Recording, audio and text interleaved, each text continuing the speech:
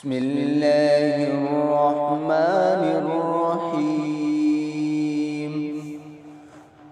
قل يا أيها الكافرون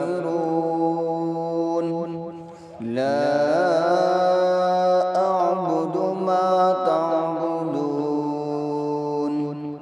ولا أنتم عابدون ما أعبد ولا أنا عابد ما عبدتم ولا أنتم عابدون ما أعبد لكم دينكم ولي